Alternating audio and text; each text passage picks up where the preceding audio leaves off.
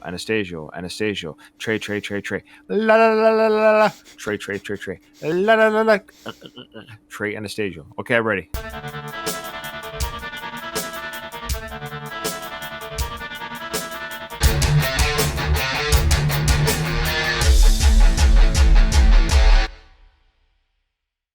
Well, here we are on YouTube, Brian.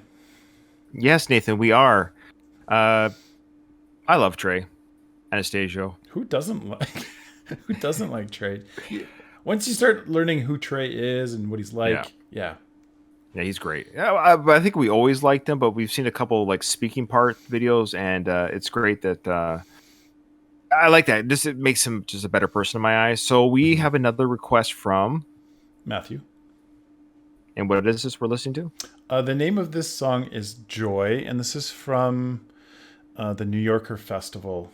So it's kind of like an interview, and then he performs a little bit here. I don't know much more context than that. That's all I got. In our Discord chat, if you haven't already, come to our Discord chat and watch us live as we do this recording. You can interact with us live when we do recordings. And Mush Tomb Official, check him out on YouTube. He just sent us a picture of King Gizzard with Trey. Kind of cool. Oh, no way. Yeah. Well, that's right. I think we were told or knew before. It's been a while since I thought of it, but I think Trey's a fan of King Gizzard. So definitely King Gizzard would definitely be a fan of Phish. So that's really cool. And if you've never heard of King Gizzard and the Lizard Wizard, check them out because they are Check out our videos first. Why don't you check out our reactions Check first? out our reactions to their videos. You'll figure out why we like them. Yeah. All right, so we don't know if this is a Phish song that he's doing, or it's just a Trey song, or if it's a cover. We don't know. So let us know in the comments below. So our apologies for not knowing that. It's not anything against Matthew. If he told us, I forgot. But we just don't. I don't know how much solo stuff Trey actually does, or if he just does Phish songs as a solo artist. So I don't know. So, all right, here we go. Joy. Joy. You had mentioned your daughters. We discussed that you might play a song about. That you had written for them? Yeah, okay, we can do that one. I'll do this. Okay. Okay. You don't feel like I'm bossing you around. Oh, no. Deposit? Okay, yeah. So maybe, from what I gathered from that little clip right there, it's written for his daughters? Sound like something... I didn't catch that, but I'm sorry. I was busy changing the volume up and down, but so it was. Yeah, welcome to our channel where we react to videos and Nathan's not listening. That's great. That's a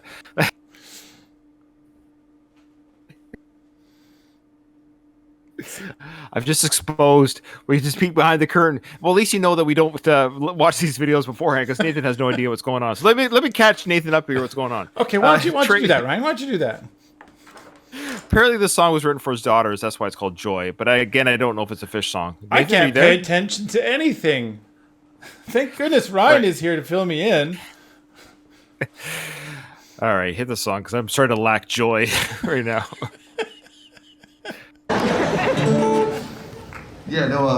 We wrote this. Tom and I wrote this. I mean, you guys have heard it, but Tom and I wrote this when, my daughters were 13 and 15, and his daughter was 15, and my parents, my mom is here tonight. Mom.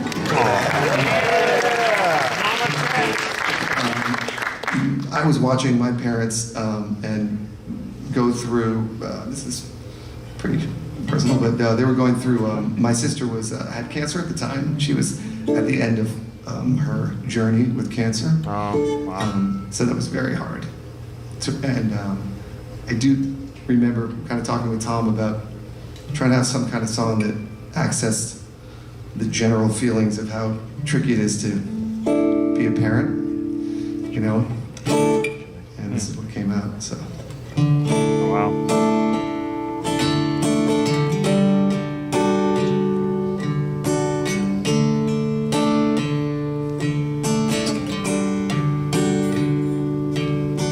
Joy is over there in her incredible clothes. She has silver silk shimmering down to her toes. I was doing the best that I can, I suppose. But that little girl dancer eventually grows where she grows.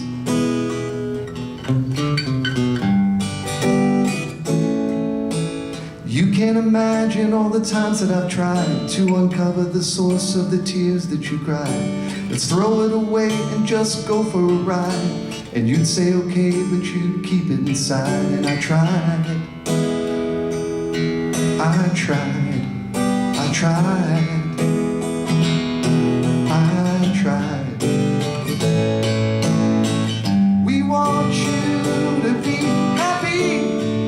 Don't live inside the gloom. We want you to be happy. Come step outside your room. We want you to be happy, 'cause this is your song too.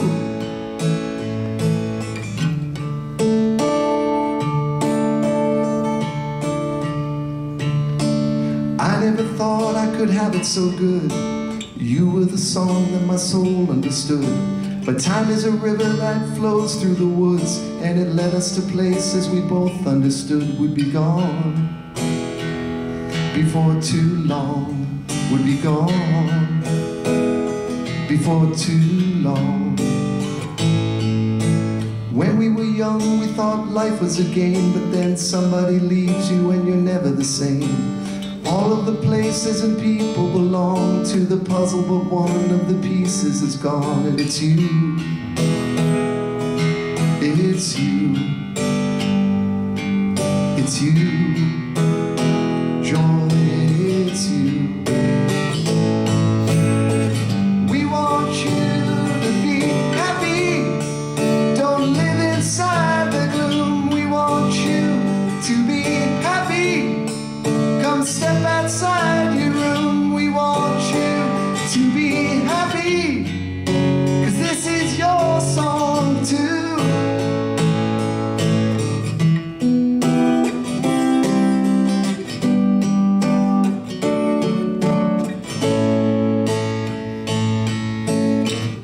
In time we'll weather this storm. Inside together you'll see the change. When the sun shines through, we want you to be happy. Don't live inside the gloom. We want you to be happy. Come step outside your room. We want you to be happy, 'cause this is your song too.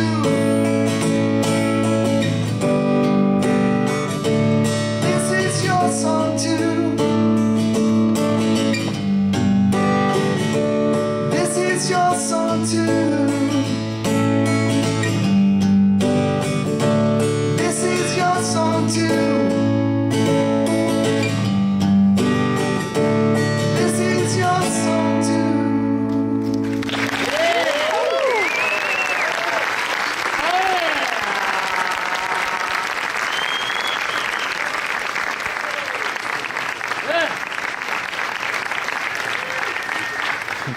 All right, I guess we'll pause there, or else we're going to watch the whole... Writing them now? Do they come? Okay. Oh, well, that must have been very difficult for him to sing.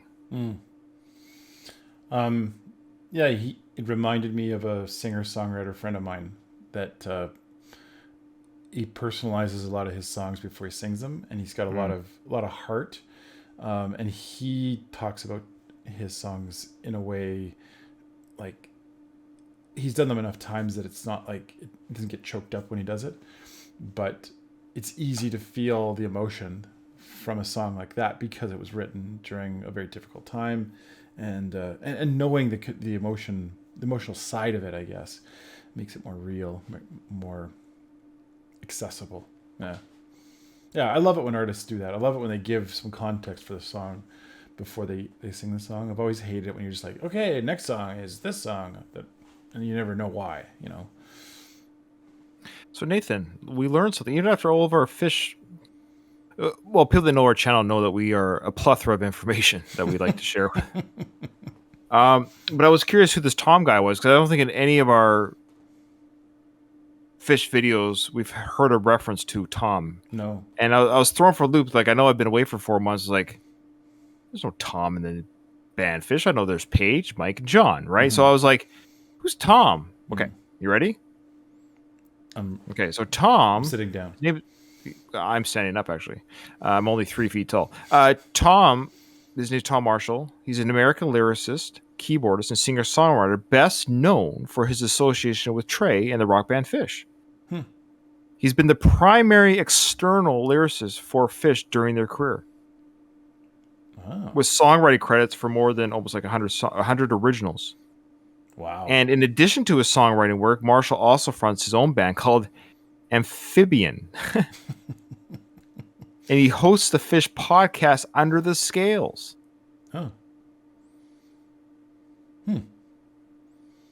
So that's really cool. I don't know. I found that very interesting. Kind of cool if we could like talk to him one day, interview him or something. I don't know. Yeah, that'd be awesome. Let's reach out to him. In fact, the best way to get him is our Phish fans, whoever you may be. We don't know how to get a hold of these people, but if you're a big Phish fan, you know Tom might see this video. Tom, Nathan and I are accomplished interviewers. We are nothing but professionals. We have credentials that are so big and long. That's what she said. That they... Yeah, that gave us more credentials right there. It cannot be all fit into one video. But in all seriousness, Tom, if you, we'd love to talk to you. We really would. We'd love to talk to you about your time with Phish and our journey with Phish. And yeah, even if it's going on your podcast, that's our plea. So if you're a Phish fan and you have a way of telling Tom about us, let him know that we are. Do.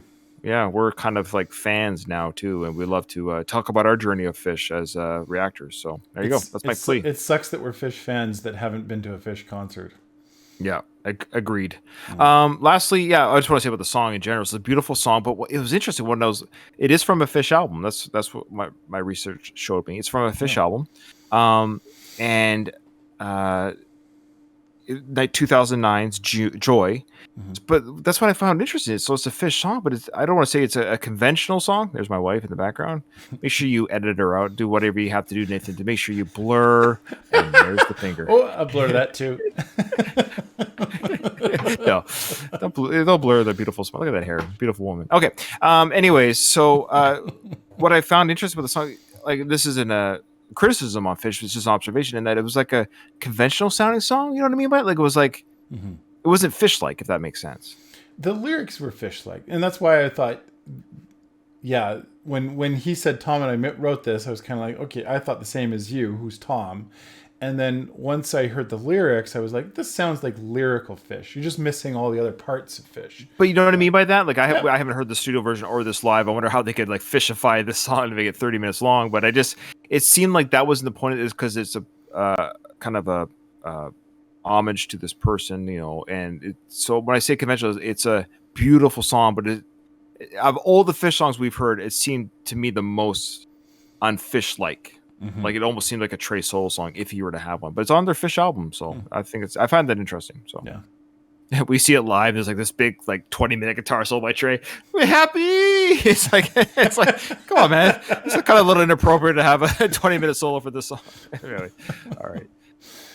Tom, if you like our reactions. All right, there you go. Thanks everyone for watching, and thanks to all the Phish supporters of our channel. We really do appreciate you. Like they've always been very kind to us, so thank you. Yeah, they really have. Thank you very much. Okay, see you in the next one.